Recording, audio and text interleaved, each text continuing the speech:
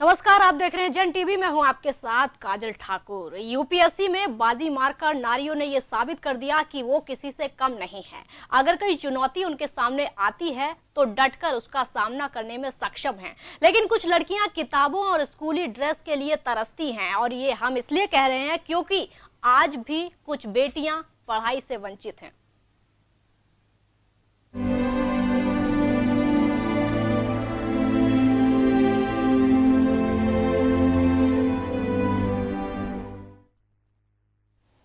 आज हम नारी में बात करेंगे शिक्षा को लेकर। मीडिया रिसर्च के मुताबिक देश की लगभग 50% लड़कियां स्कूल नहीं जाती हैं, जिसकी तमाम वजह है परिजनों का दबाव, स्कूल में शौचालय की सुविधा ना होना, जल्दी शादी कर देना या फिर विद्यालय की दूरी। इन तमाम समस्याओं और देश में शिक्षा की स्थिति को समझने के लिए पहले ये रिपोर्ट देखिए, उसके बाद चर्चा की शुरुआत। बेटियां बेटों से कम नहीं होती, ये इस बार यूपीएससी के रिजल्ट में भी देखने को मिला है, जिसमें लड़कों के साथ लड़कियों ने भी बाजी मारी है। ये वो नारी हैं जिन्होंने सरकारी नौकरियों में भी अपनी मेहनत का लोहा मनवा लिया। ये खुशी, ये उत्साह, ये जश्न और ये बधाई देने वालों का तांता कुछ और नहीं बल्कि प्यारी बिटिया के पास होने की खुशी है, क्योंकि इन बेटियों ने सिर्फ गाँव या जिले का नहीं बल्कि अपने राज्यों का भी नाम रोशन किया है। एक तरफ तो बेटियों को पढ़ाया लिखाया जाता है, लेकिन दूसरी तरफ आज भी कुछ जगहों पर बेटियों को पढ़ाई से वंचित रखा जाता है। पढ़ाई के नाम पर उनकी आवाज दबा दी जाती है। बच्चियों को किताबों और खिलौनों से दूर चूल्हे चौके के काम में झोंक दिया जाता है या फिर शादी का दबाव डालना शुरू कर दिया जाता है, जिसकी वजह से बच्चियां स्कूल का मुंह तक नहीं देख पाती हैं। अगर सरकारी स्कूलों में बच्चियां पढ़ना शुरू भी कर दें तो सवाल खड़ा होता है स्कूल की बदहाली। आज भी करीब 1800 स्कूल किसी पेड़ के नीचे या टेंटों में लगते हैं या फिर स्कूल के अंदर जमीन पर दरी बिछाकर पढ़ाया जाता है। वहीं उच्च शिक्षा का भी यही हाल है। बीबीसी रिपोर्ट के लिहाज से उच्च शिक्षा के मामले में अमेरिका, चीन के बाद 21वें नंबर पर भारत का नाम आता है। अगर आंकड़ों पर जाएं तो 200 विद्यालयों में भारत का नाम भी नहीं है। 2013 के रिसर्च के मुताबिक स्कूल की पढ़ाई करने वाले 9 छात्रों में से एक ही कॉलेज पहुंच पाता है। भारत में उच्च शिक्षा के लिए रजिस्ट्रेशन कराने वाले छात्रों का अनुपात दुनिया में सबसे कम यानी 11% है। अमेरिका में यह अनुपात 83% है। दुनिया में स्कूल न जाने वाले 121 मिलियन बच्चों में 65% लड़कियां हैं। दुनिया के 875 मिलियन निरक्षर वयस्कों में 2/3 महिलाएं हैं, यानी भारत में लगभग 50% महिलाएं अभी तक शिक्षा से वंचित हैं। ब्यूरो रिपोर्ट, जन टीवी न्यूज।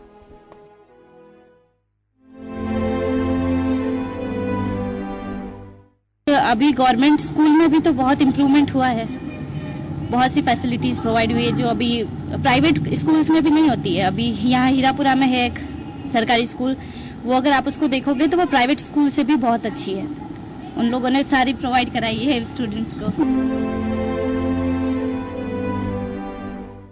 लेकिन पहले के टाइम पे तो ऐसा होता था कि बिल्कुल भी गर्ल्स को अलाउ नहीं करते थे जाने के लिए, लेकिन अभी थोड़ी लोगों की सोच थोड़ी डेवलप हुई है। वो लोग कर रहे हैं अपने गर्ल्स में, घर में जो भी गर्ल्स है उनको थोड़ा सपोर्ट कर रहे हैं कि वो लोग पढ़े और जाए। इसलिए महारानी कॉलेज की आज इतनी स्ट्रेंथ है।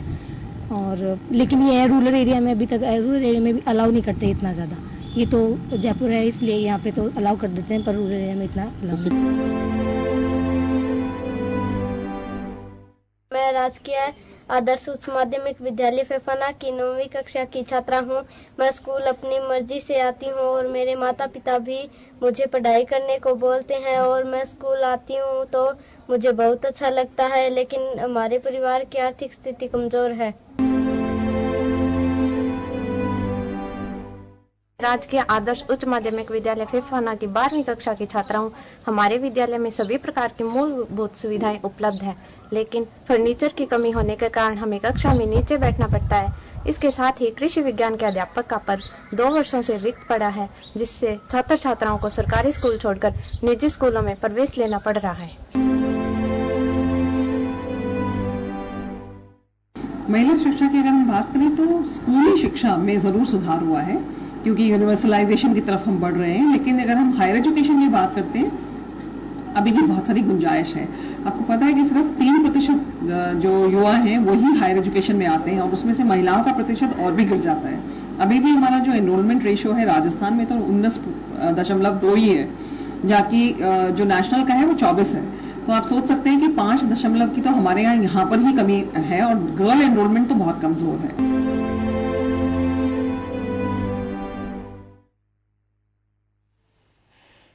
आज हम दो पहलुओं पर शिक्षा को लेकर बात करेंगे। पहला तो यह है कि यूपीएससी में नारियों ने बाजी मारी है, यूपीएससी में नारियां पास हुई हैं। और आपको बता दें कि दूसरा पहलू यह होगा कि महिलाएं आज भी शिक्षा में वंचित हैं। देश की लगभग 50% लड़कियां पढ़ाई से वंचित हैं। देश की लगभग 50% लड़कियां आज भी स्कूल नहीं जाती है, जिसके पीछे तमाम वजह हैं। उनका जल्दी विवाह कर दिया जाता है या फिर स्कूल की बदहाली सामने आती है। स्कूल की बदहाली ये होती है कि स्कूल में शौचालय का ना होना या फिर स्कूल का दूर होना, स्कूल में जो अध्यापक हैं उनका समय से ना आना, या फिर बच्चों को नीचे बैठकर पढ़ाया जाता है। आपको बता दें कि रिसर्च के मुताबिक 1800 स्कूल आज भी टेंटों या फिर पेड़ के नीचे लगाए जाते हैं। और जिसमें बैठकर बच्चे पढ़ाई करते हैं। इसीलिए हमने आज इस मुद्दे को उठाया है कि पढ़ाई से लड़कियां वंचित हैं। हमारे देश में बड़े बड़े नारे दिए जाते हैं, राजनीतिक पार्टियां बड़े बड़े नारे देती हैं सर्व शिक्षा अभियान का और बेटी बचाओ बेटी पढ़ाओ का, लेकिन जो लड़कियां हैं पढ़ाई से आज भी वंचित हैं। एक तरफ तो उन पर घर का दबाव होता है और दूसरी तरफ अगर लड़कियां स्कूल जाना भी शुरू कर दें तो स्कूल में कुछ ऐसी असुविधाएं होती हैं जिसके चलते वो स्कूलों में पढ़ाई नहीं कर पाती हैं। सरकारी स्कूलों में खासकर ऐसी जो असुविधाएं हैं वो देखने को मिलती हैं।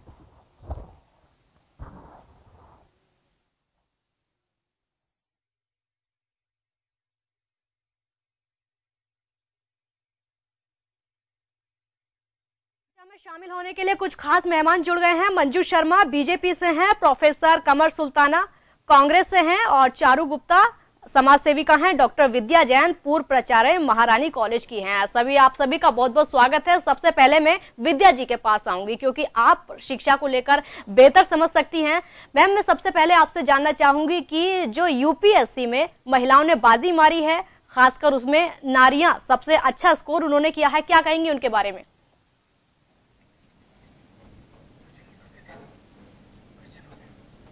विद्या जी सुन पा रही हैं हमें?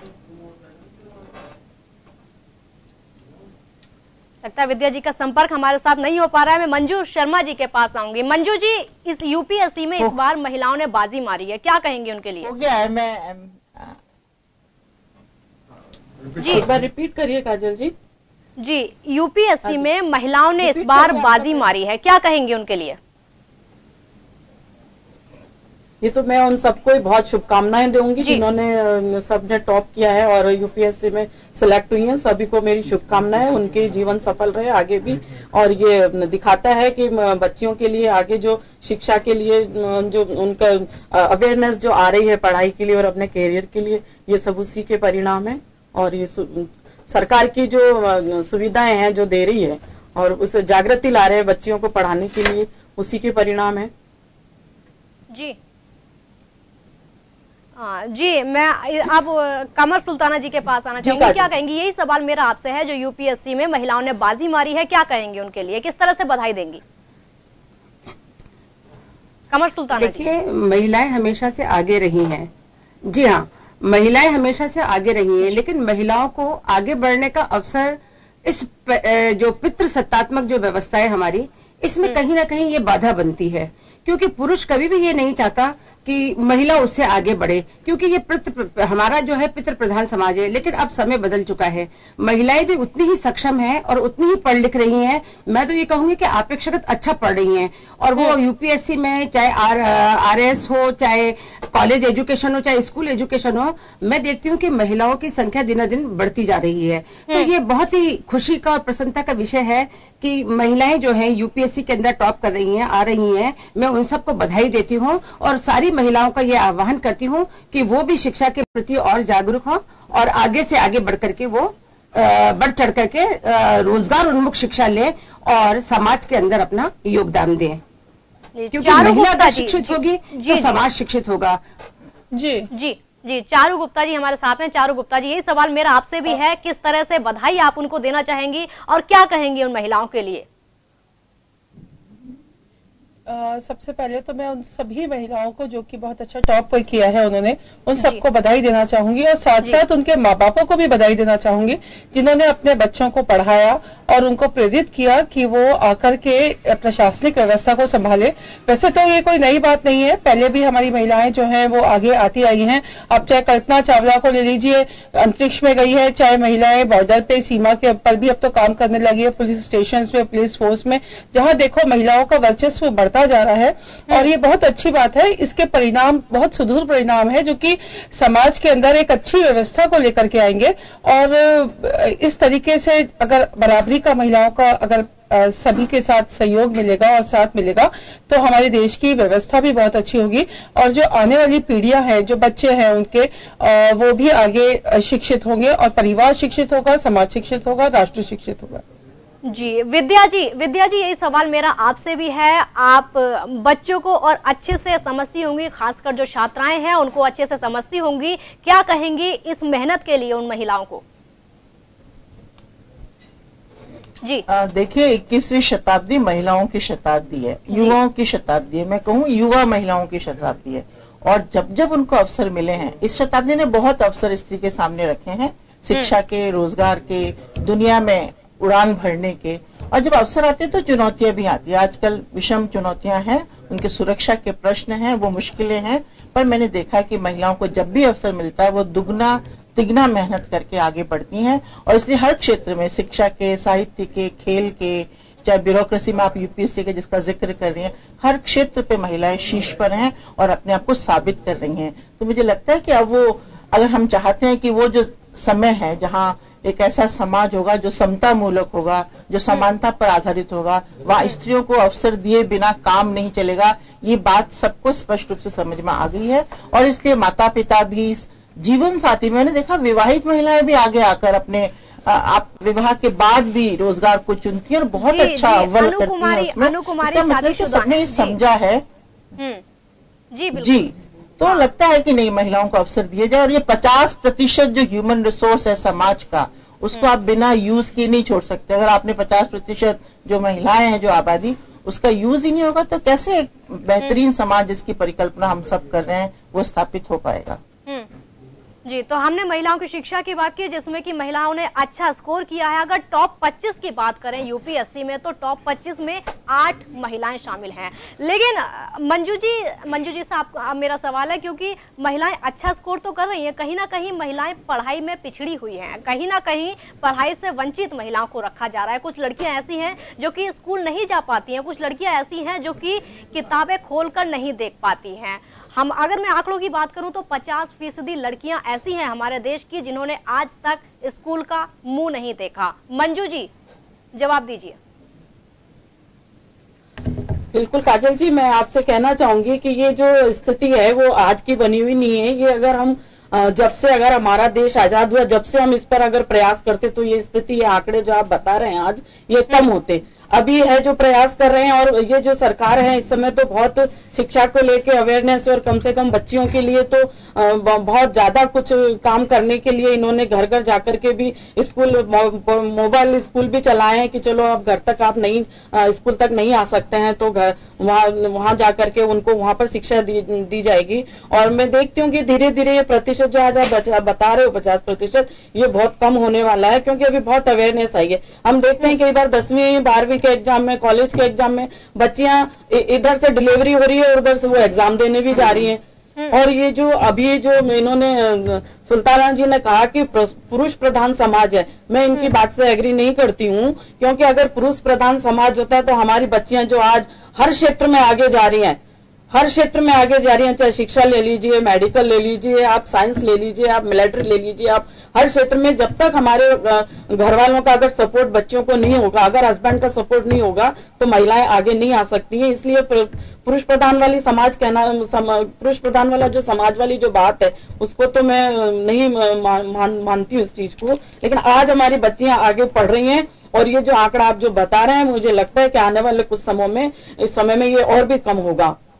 नहीं, और भी कम होगा, वो आपकी बात ठीक है, लेकिन मैंने जो आपका आंकड़ा बताया ये 2012 का, 2013 का और 2014 का मैंने ये आंकड़ा दिखाया है। 50% यानी कि जो आधी आबादी है उसकी भी आधी आबादी जो लड़कियां हैं वो स्कूल से वंचित हैं। तो कैसे कम होगा? ये 14 तक का आंकड़ा है ना मैडम काजल जी, ये 14 के बाद वाले आंकड़े देखिए आप, उसमें आपको बहुत प्रोग्रेस नजर आएगी। अच्छा, देखिए मैं मंजू जी की बात से बिल्कुल असहमत हूँ। हाँ, बिल्कुल असहमत हूँ, क्योंकि आज भी भारतवर्ष के अंदर महिला शिक्षा के प्रति इतनी जागरूकता नहीं है। आप घर से ही देख लीजिए ना, बाहर क्यों जाते हैं? घर के अंदर, गांव के अंदर छात्राओं को स्कूल जाने की सुविधा नहीं है। अगर वो चली जाती है तो उनके लिए स्कूल में पृथक से शौचालय नहीं है, तो और उनकी सुरक्षा का सबसे बड़ी समस्या है। तो वो महिलाएं जो है, लड़कियों की सुरक्षा की दृष्टि से पेरेंट्स जो है वो उनको स्कूल नहीं भेजते हैं, और जब वो स्कूल नहीं जाएंगे, ये आप शहर का आंकड़ा बता रही हैं, शहर के अंदर फिर भी महिलाएं आगे हैं, लेकिन गांव के अंदर अभी भी बहुत बुरी व्यवस्था है।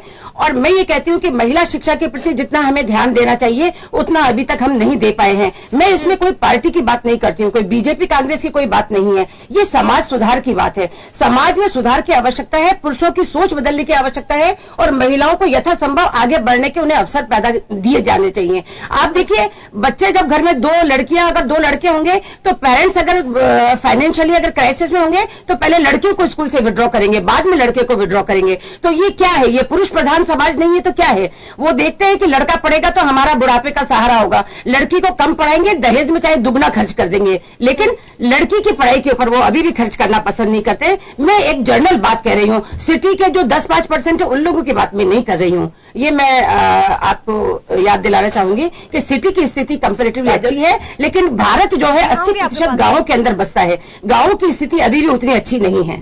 हाँ, चारू जी जो बात अभी मंजू जी ने बोली है कि धीरे धीरे आंकड़ा कम हो रहा है, और वही बात सीधे सुल्ताना जी ने बोली है कि वो उस बात से सहमत नहीं है, क्योंकि आंकड़ा जो है कम नहीं हो रहा है, क्योंकि ये शहर की स्थिति है, जो गांव की स्थिति है वो बरकरार है। आप सहमत है इस बात से? देखिए, मैं दोनों की बात से सहमत हूँ। मंजू जी ने ये कहा है कि पहले से आंकड़ा कम हो रहा है, तो वास्तव के अंदर जो जागृति है वो बढ़ती जा रही है। बेटी बचाओ बेटी पढ़ाओ जैसी योजनाएं सरकार लेकर के आई है, शौचालय की व्यवस्था उसमें की गई है, तो इस तरीके से जो है एक जागृति लाई गई है। और अब तो प्राइवेट स्कूल्स भी गांव में खुलने लगे हैं, जिसकी वजह से बच्चे पढ़ने लगे हैं। जहां तक सुल्ताना जी की बात है, वो बिल्कुल ठीक कह रही है कि बच्चियां नहीं जा पाती है स्कूल से, वहां पे इंफ्रा नहीं है, शौचालय कहीं है, सुरक्षा की सबसे बड़ी समस्या है। शौचालय है तो पानी नहीं है, स्कूल है तो टीचर नहीं है, टीचर है तो बैठने की व्यवस्था नहीं है, दरी पट्टी नहीं है, तो वो लोग नहीं भेजना पसंद करते। कहीं ना कहीं हम सबको मिलकर के एक संयुक्त प्रयास करना पड़ेगा।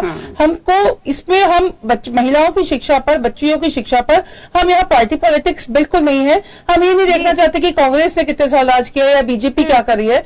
दोनों सरकारों ने अपनी अपनी यथास्थिति बहुत अच्छी की, और अभी वास्तव में प्रयास किए जा रहे हैं। बालिकाओं के लिए विशेष रूप से सराहनीय है। इसके दोनों के बाद अपने अपने आप में सत्य है। और अभी जो आंकड़े हैं जो अभी वास्तव में चल रहे हैं, जैसे मंजू जी कह रही है, तो मुझे लगता है कि आने वाले समय में जब ये आंकड़े निकल करके आएंगे तो कुछ व्यवस्था में सुधार होगा। लेकिन अभी भी हमें पिछड़े में, हमारे गांव के अंदर बच्चियों में, चूंकि वहां लाइटों की व्यवस्था ही नहीं है, तो बच्चियां पढ़ नहीं पा रही है, सुरक्षा कारणों से जा नहीं पा रही हैं। ये भी वास्तविक तथ्य है जिन्हें हमें स्वीकार करने में कोई हर्ज नहीं होना चाहिए। विद्या जी, जैसा कि इन तीनों ने अपनी अपनी बातें रखी हैं, तो आप क्या कहेंगे? क्योंकि मैं भी ये जो डिस्कशन चल रहा है, जी, आप बिल्कुल समझ सकती हैं, क्योंकि स्कूलों में किस तरह की परेशानियां बच्चियों के लिए आती हैं, स्कूल जाने में, रास्ते में उनके लिए किस तरह की परेशानियां आती हैं। जी देखिए कोमल, इसमें 2 प्रश्न छुपे हैं। ये बात बिल्कुल सही है कि भारतीय स्थितियां अभी उतनी बेहतरीन नहीं, बच्चियां नहीं, बच्चे भी स्कूल नहीं जा रहे हैं गांवों में, उनके लिए भी स्कूल की उपलब्धता नहीं है। वो भी बचपन से ही काम में, अपने रोजगार में जुट जाते हैं, खेती में जुट जाते हैं। तो शिक्षा की स्थिति, और ये एक दिन में नहीं होता, सामाजिक बदलाव, राजनीतिक क्रांति तो एक दिन में 1947 में आप आजाद हो गए, 15 अगस्त, पर जब आप कहते हो सामाजिक क्रांति, उसमें समय लगता है। और हम धीरे धीरे, हमारा राष्ट्र निर्माण हो रहा है, उसकी गति बढ़ रही है। निश्चित रूप से लड़कों की तुलना में लड़कियों की स्थितियां बदतर रही है, पर यह स्त्री वर्सेस पुरुष का प्रश्न नहीं है, पुरुष कोई स्त्री विरोधी नहीं है, ये व्यवस्था का प्रश्न है। हमें व्यवस्थागत स्तर पर आधारभूत जो परिस्थितियां हैं उसको महिलाओं को देनी होगी, अतिरिक्त देनी होगी, अतिरिक्त सहारा देना होगा, क्योंकि पीछे छूट गई कहीं विकास क्रम में। और हमने ये माना है कि जो लोग विकास क्रम में पीछे छूट गए उनको आगे लाना होगा। इसीलिए आजकल जो योजनाएं आ रही हैं, चाहे वो बेटी पढ़ाओ बेटी बचाओ की, और इस तरह की अतिरिक्त अनेक योजनाएं आ रही हैं जो इस बात को समझती हैं कि 50% आबादी अपने हकों को प्राप्त करने का अधिकार रखती है और उन्हें दिया जाना चाहिए। पर ये कहीं पुरुष वर्सेस स्त्री का संघर्ष हमें नहीं बनाना है। घर के पुरुष मदद करते हैं, मदद करना चाहिए, वो आगे आने देते हैं। हम महारानी कॉलेज में मैं जब थी, बहुत सी विषम परिस्थितियों से ग्रामीण इलाकों से लड़कियां आती थी। फर्स्ट ईयर के बाद वो सोचती थी कि स्कूल छोड़ दें क्योंकि शादी होने वाली है। हम उनके अभिभावकों को बुला के उनसे काउंसलिंग करते थे और वो समझ जाते थे कि लड़की जो 70%, 72% नंबर ला रही है उसको क्यों छोड़ना चाहिए। यहाँ तक कि विवाह होने के बावजूद भी वो BA करती थी और मैंने देखा है कि उनमें से कुछ लड़कियां RS के एग्जाम्स भी पास कर पाई हैं।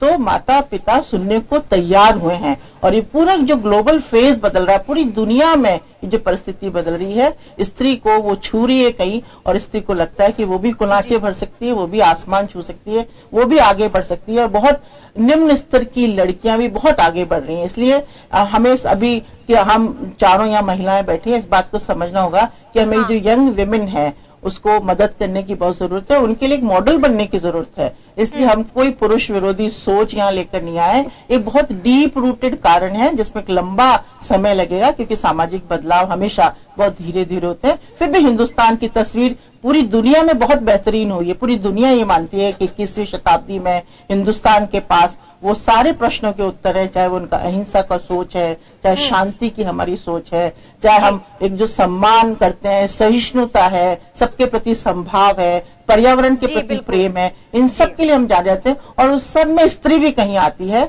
तो इस सुंदर जो एक रूप है, स्वरूप है, उसको आज समझने की जरूरत है। जी विद्या जी, सुधांशु हमारे सहयोगी यहाँ पर मौजूद हैं, क्योंकि अगर ये महिलाओं का मुद्दा है, महिलाओं की शिक्षा का मुद्दा है, तो एक पुरुष की राय लेना भी बहुत जरूरी है। सुधांशु, क्या कहेंगे महिलाओं की स्थिति को लेकर? एक तरफ तो महिलाएं आगे बढ़ रही हैं, UPSC में बाजी मारी है, वहीं महिलाएं वंचित भी हैं पढ़ाई से।